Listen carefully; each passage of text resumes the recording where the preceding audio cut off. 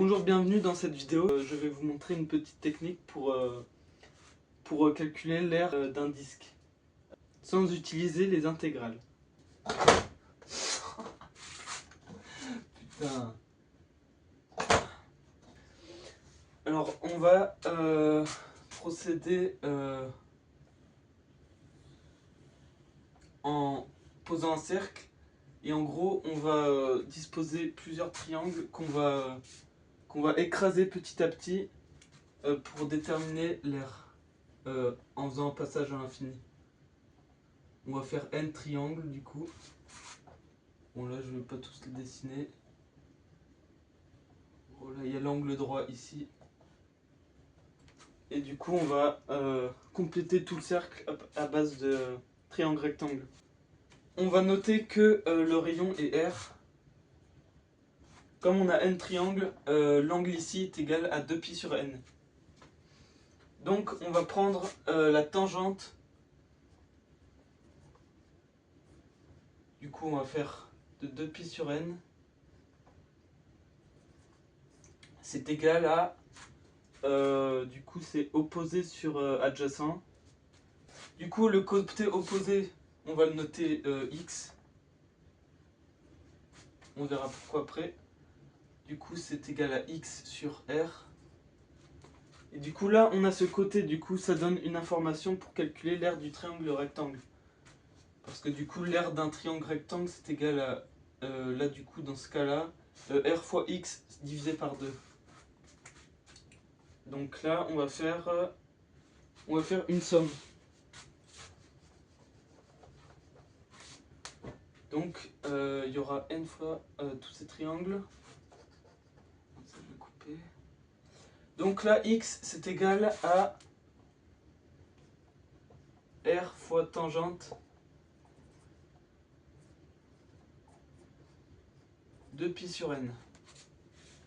Donc l'aire d'un seul rectangle c'est égal à r fois x qui est égal à, on va remplacer ici, r au carré fois tangente de π sur n. Et donc comme on va ajouter tous les triangles, on va faire une somme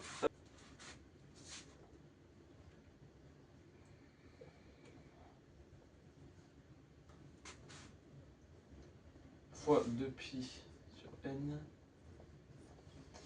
Donc ça on peut, comme rien ne dépend de k, on peut directement écrire n fois r carré fois tangente de π sur n.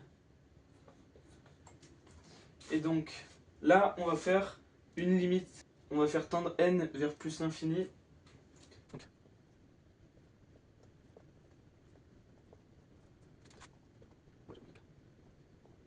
Et donc pour ceux qui connaissent les développements limités, en gros ça veut dire que à l'approchement de... Quand on fait tendre ce qui est à l'intérieur de tangente, ça se rapproche beaucoup de la fonction x. Donc là, il y a la fonction tangente et x.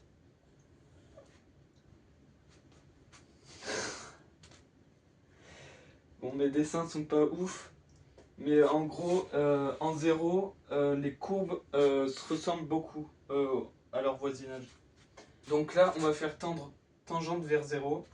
Et du coup, ça va être équivalent à 2π sur n, le tangente.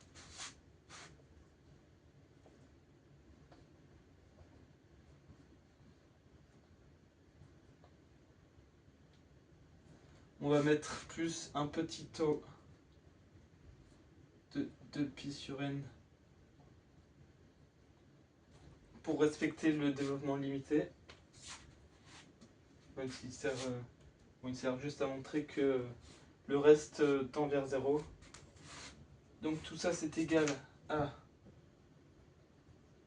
carré fois... Donc c'est égal à pi r carré.